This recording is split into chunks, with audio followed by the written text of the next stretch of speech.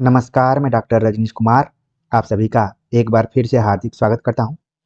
आज की video lecture में हम बात करेंगे SCERT पुस्तक दिगंत भाग 2 के ऊपर, जो कि हमने BPSC प्री द्वितीय चरण के लिए तैयार किया हुआ है। इस वीडियो लेक्चर के माध्यम से हम एक प्रैक्टिस सेट करेंगे, जो कि 11वीं 12वीं टीचर एग्जाम की तैयारी की दृष्टिकोण से बनाया गया है, जिसमें हमने प्रमुख कथनों को एक जगह रखने की कोशिश की है। इस तरीके से आप देखेंगे कि इस वीडियो लेक्चर और अभ्यास सेट के बाद दिगंत भाग 1 और 2 दोनों प्रमुख कथनों के दृष्टिकोण से कंप्लीट हो जाएंगे। और हमारी यही कोशिश है कि इन दोनों किताबों के कथनों पर अगर सवाल पूछे जाएं तो ज़्यादातर अधिक से अधिक प्रश्न यहाँ से फंस जाएं या फिर यहाँ से आने की संभावना है। तो चलते हम बात करते हैं प्रश्नों के ऊपर। उसके पहले मैं याद दिलाना चाहूँगा कि हमने टेलीग्राम चैनल में एक प्रैक्टिस सेट फॉर्म के रूप में सेंड किया था। बहुत सारे विद्यार्थियों ने इसको हल भी किया है। जब मैं वीडियो बना रहा था तो 100 प्लस से ज़्यादा विद्यार्थी इस प्रैक्टिस सेट को किए थे। तो जो विद्यार्थी BPSC की तैयारी कर रहे हैं वो ज़रूर जाकर टेलीग्राम चैनल ज्वाइन कर लें, ताकि समय समय पर जो मैं गूगल फॉर्म में एक आप सभी को मैं प्रैक्टिस सेट दिलवा रहा हूँ, जो कि मेरे लिए भी एक तरीके से एक्सपेरिमेंट के तौर पर ही है। ठीक है, तो हमने 4-5 बच्चों का देखा, 1 से लेकर 5 तक शुरुआती बच्चों का देखा। तो बहुत सारे विद्यार्थियों के कुछ प्रश्न गलत भी थे। तो मैं यही उम्मीद करता हूँ कि आप लोग इन प्रश्नों को एक बार मिला लेंगे। इनके उत्तरों को जानना हमारा सबसे ज़्यादा महत्वपूर्ण उद्देश्य है। चलते हैं, बात करते हैं क्वेश्चन के ऊपर। पहला प्रश्न आप देख रहे हैं, लिखा गया कि गद्य लिखना भाषा को सार्वजनिक करते जाना है, किसका कथन है? गद्य लिखना भाषा को सार्वजनिक करते जाना है, किसका कथन है? ऑप्शन दिया गया है अज्ञेय, मुक्तिबोध, रघुवीर सहाय, रामविलास शर्मा। इसका जो सही जवाब है यहाँ पर ऑप्शन सी, रघुवीर सहाय का मानना था कि गद्य लिखना भाषा को सार्वजनिक करते जाना है। रघुवीर सहाय का संबंध किस सप्तक से था, इसको भी आप बता सकते हैं। बाकी इस ऑप्शन में जितने भी यहाँ पर नाम लिखे गए सभी का किसी न किसी सप्तक से संबंध है। तो सही उत्तर हो गया कि गद्य लिखना भाषा को सार्वजनिक करते जाना, रघुवीर सहाय। चलते हैं दूसरे क्वेश्चन पे बात करते हैं। दूसरा प्रश्न है कि उनकी वास्तविक प्रतिभा एक अध्ययनशील विद्वान और तीक्ष्ण बुद्धि आलोचक की है। उन्हें हिंदी आलोचना का जन्मदाता कहना अनुचित न होगा। धर्म और दर्शन को सामाजिक विकास की कसौटी पर कसकर उन्होंने प्रगतिशील आलोचना की नींव डाली। ठीक है, बालकृष्ण भट्ट के विषय में किसका कथन है? ऑप्शन दिया गया रामचंद्र शुक्ल, बच्चन सिंह, नगेंद्र, रामविलास शर्मा। तो हिंदी आलोचना, खासतौर से प्रगतिशील हिंदी आलोचना की नींव किसने डाली, यहाँ पर सवाल पूछा गया है। बालकृष्ण भट्ट के बारे में किसका कथन है? सही जवाब हो गया ऑप्शन डी, रामविलास शर्मा का ये कथन है कि बालकृष्ण भट्ट को हम प्रगतिशील आलोचना के जन्मदाता के रूप में देख सकते हैं। अगला जो प्रश्न है, पूछा गया कि उसने कहा था में, तो और ऊपर कर लेते हैं। ठीक है, उसने कहा था पे आधारित ये प्रश्न है कि उसने कहा था में पक्के यथार्थवाद के बीच, सुरुचि की चरम मर्यादा के भीतर भावुकता का चरम उत्कर्ष अत्यंत निपुणता के साथ संपुटित है। घटना इसकी ऐसी है जैसी बराबर हुआ करती है, पर उसमें भीतर से प्रेम का एक स्वर्गीय स्वरूप झांक रहा है, केवल झांक रहा है, निर्लज्जता के साथ पुकार या कराह नहीं रहा है। कहानी भर में कहीं प्रेमी की निर्लज्जता, प्रगल्भता, वेदना की विभत्स विवृति नहीं है। सुरुचि के सुकुमार स्वरूप का पर कहीं आघात नहीं पहुंचता। इसकी घटनाएं ही बोल रही हैं, पात्रों के बोलने की अपेक्षा नहीं। उसने कहा था के संदर्भ में ये किसका विचार है, ये प्रश्न यहाँ पर पूछा गया। कोटेशन भले थोड़ा सा लंबा हुआ होगा, लेकिन अगर आप UGC नेट के क्वेश्चन पेपर को, पिछले साल के क्वेश्चन पेपर को देखे होंगे, तो ये सवाल यहाँ से पूछा गया है कि घटना इसकी ऐसी है जैसी बराबर हुआ करती है, पर उसमें भीतर से प्रेम का एक स्वर्गीय स्वरूप झांक रहा है, केवल झांक रहा है, निर्लज्जता के साथ पुकार या करा नहीं रहा। तो किसके बारे में ये कथन दिया गया था, किस कहानी के संदर्भ में? तो इसका जवाब तो उसने कहा था, लेकिन किसका विचार है? ऑप्शन दिया गया रामचंद्र शुक्ल, राजेंद्र यादव, नामवर सिंह, भवदेव पांडे। तो एक चीज आपको ध्यान में रखना है कि जितने भी इसमें ऑप्शन में नाम दिए गए हैं सभी का संबंध कहानी आलोचक के दृष्टिकोण से महत्वपूर्ण है। अगर शुक्ल जी का नाम यहाँ पर छोड़ देते हैं तो इतिहास में आ जाएंगे, बाकी सबने किसी न किसी कहानी परक किताब को लिखी हुई है। तो हमने संकेत दे दिया है, आपका दायित्व तो बनता है कि एक बार जरूर इसको आप सर्च कर लें कि क्या क्या लिखा हुआ है। कहानी नई कहानी, कहानी एवं संवेदना का विकास, हिंदी कहानी का पहला दशक। ठीक है, फिलहाल इस प्रश्न का सही जवाब हो गया रामचंद्र शुक्ल। रामचंद्र शुक्ल के हिंदी साहित्य के इतिहास में आप देखेंगे तो उसने कहा था कि संदर्भ में ये कथन आपको मिल जाएगा। ठीक है, चलते हैं बात करते हैं अगले क्वेश्चन के ऊपर। अगला प्रश्न है जयप्रकाश वह नाम जिसे इतिहास समादर देता है, बढ़कर जिसके पद चिन्हों को उर पर अंकित कर लेता है। जयप्रकाश नारायण के विषय में यह किसका कथन है? नागार्जुन, दिनकर, मुक्तिबोध, त्रिलोचन। तो जयप्रकाश को आधार बनाते हुए कविता किसने लिखी है, ये कथन किसका है? सही जवाब हो गया रामधारी सिंह दिनकर। अगला प्रश्न है, जिसे हम आधुनिकता कहते हैं वह एक प्रक्रिया का नाम है। यह प्रक्रिया अंधविश्वास से बाहर निकलने की प्रक्रिया है। यह प्रक्रिया नैतिकता में उदारता बरतने की प्रक्रिया है। यह प्रक्रिया बुद्धिवादी बनने की प्रक्रिया है। यह प्रक्रिया धर्म के सही रूप पर पहुंचने की प्रक्रिया है। आधुनिक वह है जो मनुष्य की ऊंचाई उसकी जाति या गोत्र से नहीं बल्कि उसके कर्म से नापता है। आधुनिक वह है जो मनुष्य मनुष्य को समान समझता है। किसका कथन है? ये कथन अपने आप में बहुत कुछ आप सभी को सीख देने वाला है, तो इसको एक से अधिक बार आप पढ़ने की कोशिश कीजिए। फिलहाल हम इस प्रश्न के ऑप्शन को देखते हैं।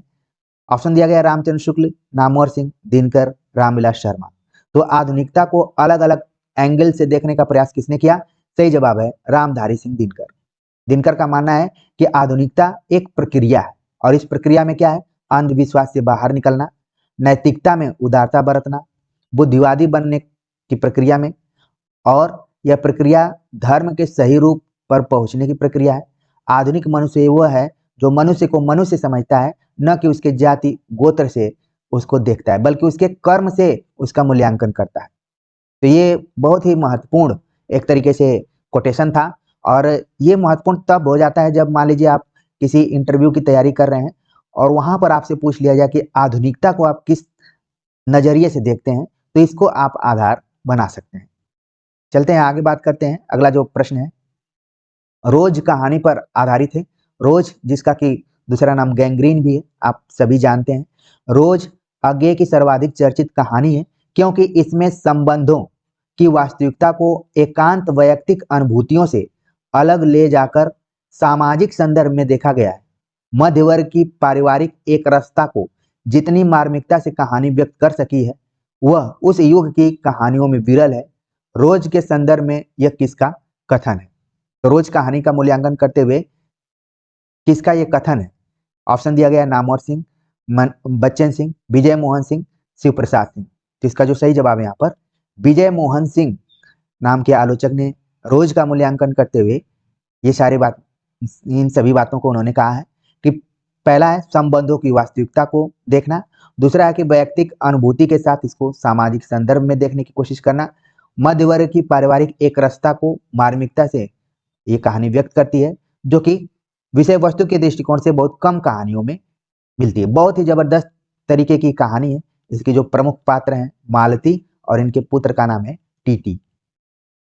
चलते हैं आगे बात करते हैं। अगला जो प्रश्न है अजीब है यह पानी, इसका अपना कोई रंग नहीं पर इंद्रधनुष के समस्त रंगों को धारण कर सकता है। इसका अपना कोई आकार नहीं पर असंख्य आकार ग्रहण कर सकता है। इसकी कोई आवाज नहीं पर वाचाल हो उठता है। तो इसका भयंकर वज्र निनाद दूर दूर तक गूंज उठता है।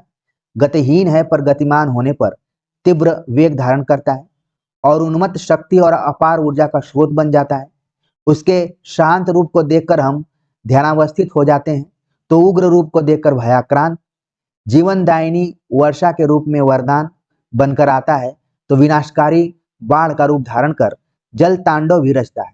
अजीब है यह पानी, किसका कथन है?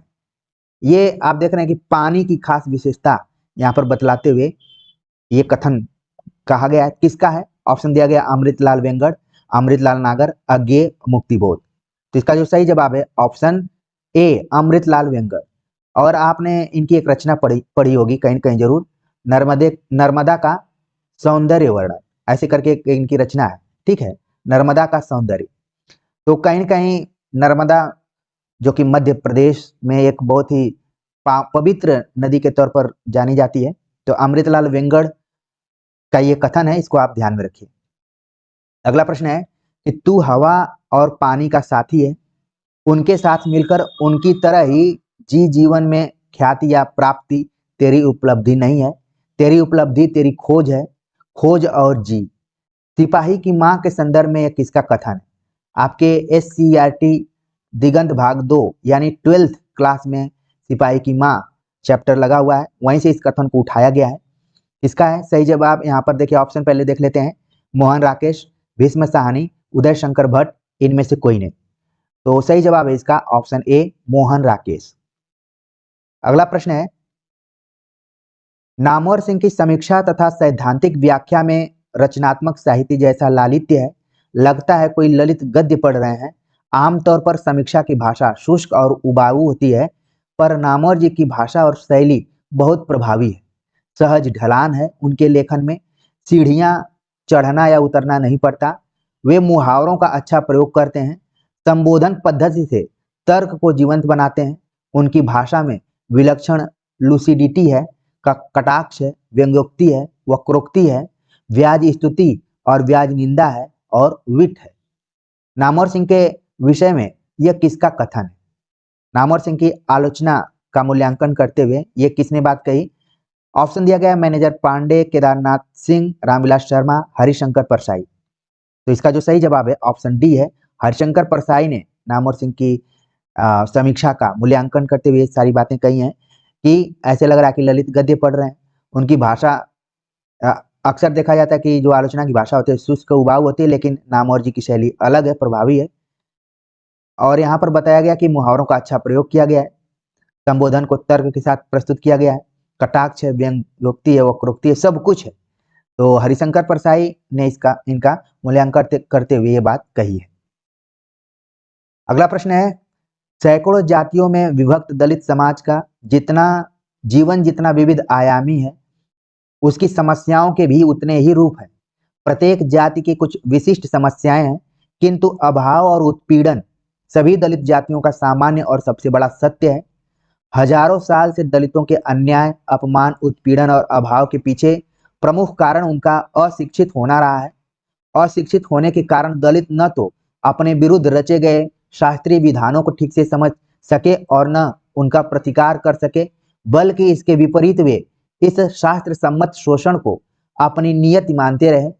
जीवन के लिए शिक्षा कितनी आवश्यक है, इसका एहसास उनको नहीं हुआ। ये कथन किसका है?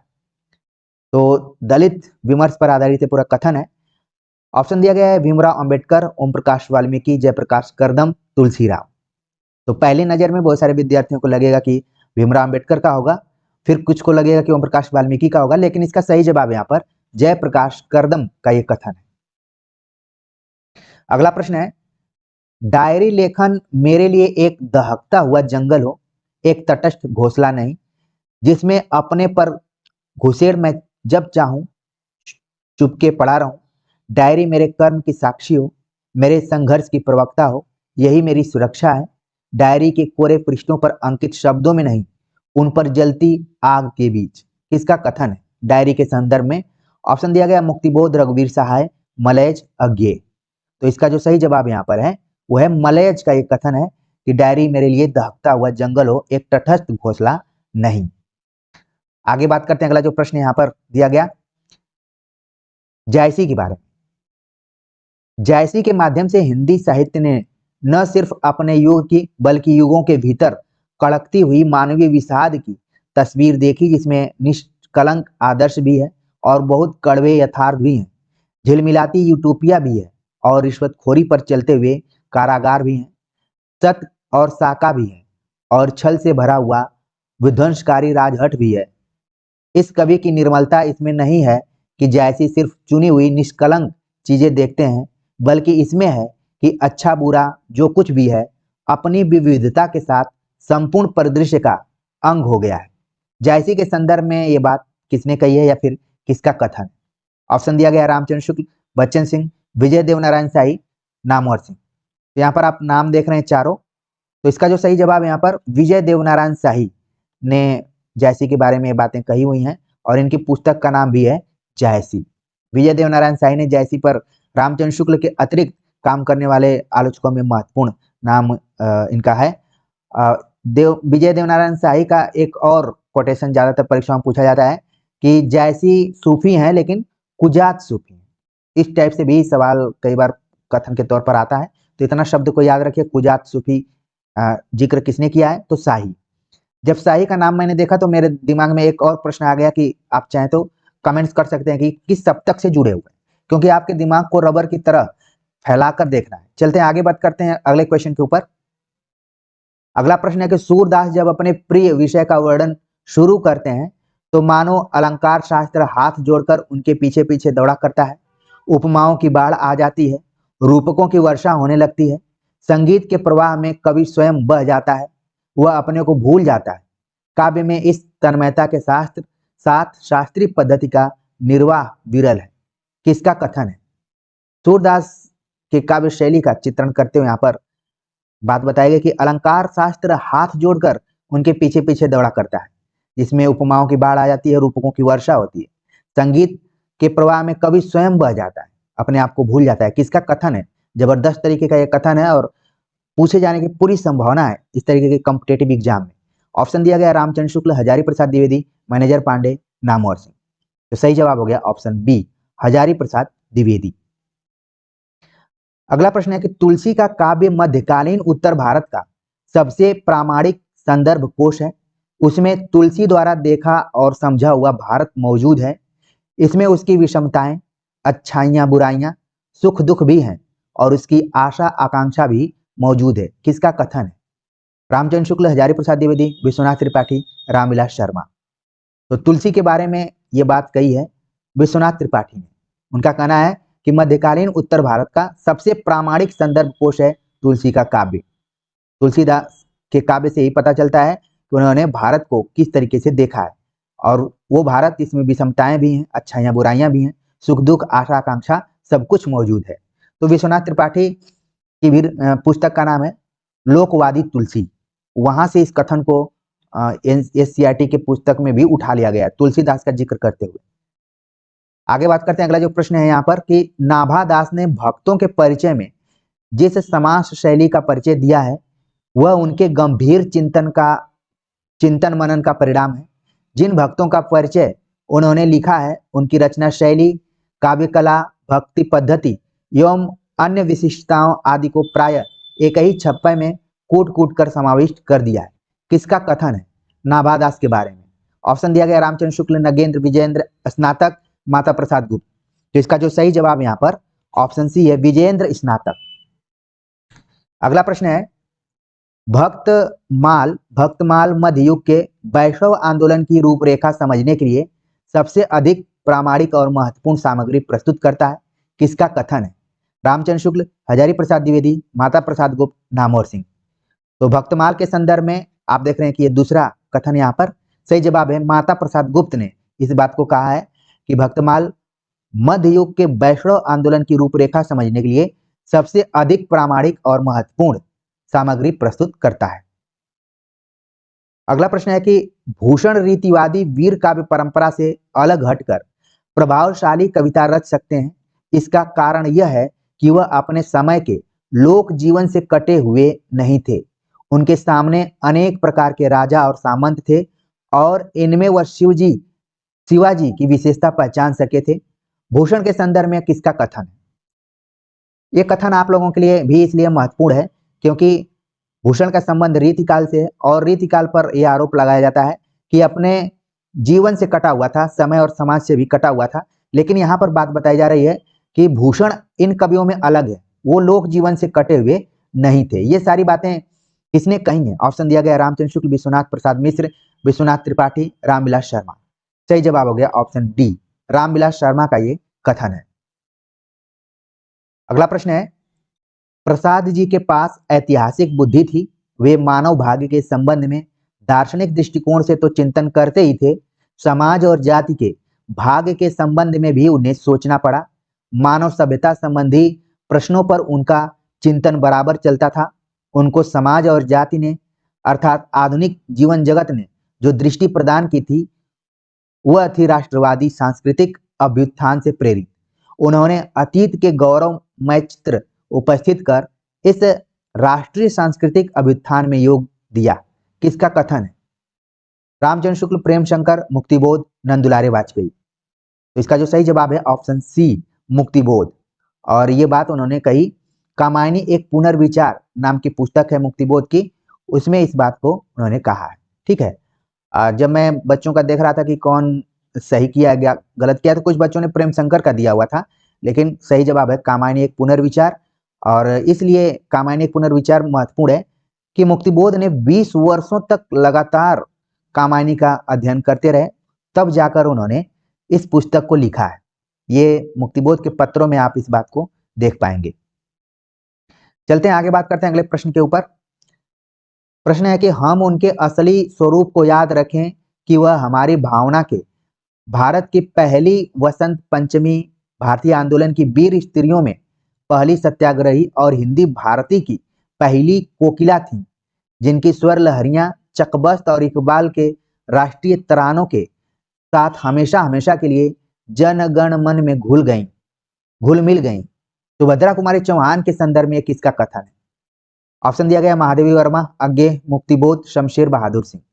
यानी सुभद्रा कुमारी चौहान को याद करते हुए ये बात किसने कही कि वो भारत की पहली वसंत पंचमी है, पहली सत्याग्रही है, पहली कोकिला है। ठीक है, सब कुछ सुभद्रा कुमारी चौहान को इस दृष्टिकोण से देखा गया है। सही जवाब है शमशेर बहादुर सिंह। बहुत सारे विद्यार्थियों को लगेगा कि ये महादेवी वर्मा एक स्त्री के लिए एक स्त्री बोल सकती है, लेकिन यहाँ पर सही जवाब है शमशेर बहादुर सिंह। अगला प्रश्न है कि शमशेर ऐसे कवि हैं जो अपना असर धीरे धीरे डालते हैं। शमशेर जैसे कवियों का कोई स्कूल नहीं बनता, उनकी कोई पंथ प्रतिमा नहीं बनती। वे उन नदियों की तरह होते हैं जो चुपचाप पूरी घाटी को जर खींच कर चलती हैं, जिन पर कभी कोई पुल नहीं बनता। किसका कथन है? शमशेर बहादुर सिंह का देखिए मूल्यांकन किस तरीके से किया गया है और ये बात किसने कही है? वही शमशेर जिनको कि हम सप्तकों में भी पढ़ते हैं। तो अब तक हमने पढ़ा कि शमशेर चित्रकार के रूप में है, इम्प्रेशनिस्ट के रूप में है, इस तरीके से आपने वन लाइनर किताबों में पढ़ा होगा। लेकिन यहाँ पर देखिए कितना खतरनाक तरीके से शमशेर बहादुर सिंह को देखा गया है कि वो ऐसे पुल हैं, ऐसे नदी की तरह हैं जिस पर पुल भी नहीं बन सकता। किसने कहा इन बातों को? रामविलास शर्मा ऑप्शन दिया गया है, रंजना अरगड़े, अरुण कमल, नामवर सिंह। सही जवाब हो गया यहाँ पर ऑप्शन सी, अरुण कमल। वैसे शमशेर बहादुर सिंह पर ज्यादातर काम करने वाले अगर किसी लेखक के बारे में बात करें तो रंजना अरगड़े हैं, लेकिन अरुण कमल ने इस कथन को कहा है। अगला प्रश्न है कि जमाने भर का कोई इस कदर अपना न हो जाए कि अपनी जिंदगी खुद आपको बेगाना हो जाए। चमन खिलता था, तू खिलता था, और वो खिलौना कैसा था कि जैसे हर कली से दर्द का याराना हो जाए। इधर मैं हूँ, उधर मैं हूँ, अजल तू बीच में क्या है, फकत एक नाम है, यह नाम भी धोखा न हो जाए।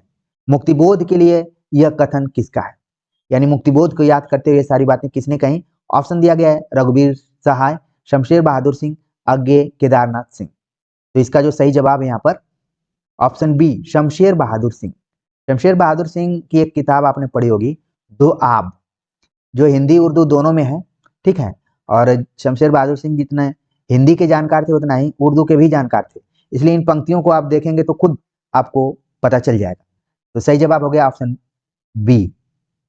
अगला प्रश्न है, कहानी में शब्द न सिर्फ रपट की तरह माध्यम होते हैं, न कविता की तरह स्वायत्त होते हैं, उनके भीतर एक तनाव भरी चमक रहती है।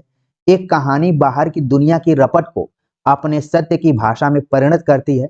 जिंदगी और कला के बीच मंडराते हुए कहानी का सत्य शब्द में विधा रहता है, और यही शब्द वाक्य में विधे रहते हैं, और एक वाक्य दूसरे वाक्य की तरफ जाता हुआ एक ऐसा जाल बुनता है जिसमें जीवन की धड़कन को फांस लिया जाता है। किसका कथन है? राजेंद्र यादव, मलयज, निर्मल वर्मा, नामवर सिंह। तो कहानी के संदर्भ में ये बातें कही ऑप्शन सी निर्मल वर्मा द्वारा ये बातें कही गई हैं कि कहानी में शब्द न सिर्फ रपट की तरह माध्यम होते हैं, न कविता की तरह स्वायत्त होते हैं, बल्कि इसमें तनाव भरी चमक होती है। एक कहानी बाहर की दुनिया की रपट को अपने सत्य भाषा में परिणत करती है, जिंदगी और कला के बीच में मंडराती हुई। एक किताब है इनकी, कला का जोखिम, ठीक है ना। तो ये एक तरीके से इसको आलोचनात्मक किताब के रूप में आप देख सकते हैं। अच्छी किताब है, समय मिले तो जरूर देखिए, ठीक। तो इस तरीके से इसका सही जवाब हो गया ऑप्शन सी निर्मल वर्मा। तो हमने SCERT पुस्तक को आधार बनाते हुए प्रमुख कथनों पर चर्चा की, और ये एक तरीके से दूसरा ऐसा वीडियो लेक्चर था जो कि प्रमुख कथनों पर आधारित था। इस तरीके से दोनों किताबों के प्रमुख कथन हमने बता दिए। हमने ये सारे कथन उन्हीं किताबों से ही उठाए हुए हैं, क्योंकि मेरा ये मानना है कि किताब को ऊपर नीचे दाएं बाएं सभी एंगल से पढ़ना चाहिए। कब कहाँ से सवाल बन जाए, इसका अनुभव हमने KBS परीक्षा के दौरान किया था, और उसी पैटर्न को आधार बनाते हुए लगातार मैं आप सभी से चर्चा कर रहा हूँ। इसी उम्मीद से कर रहा हूँ कि इस चैनल से सर्वाधिक प्रश्न या फिर पैटर्न से आपको लाभ मिलेगा। तो कमेंट्स कर जरूर बताइएगा कि आज का ये प्रैक्टिस सेट आप सभी को कैसा लगा। मिलते हैं एक नए टॉपिक के साथ, तब तक के लिए नमस्कार।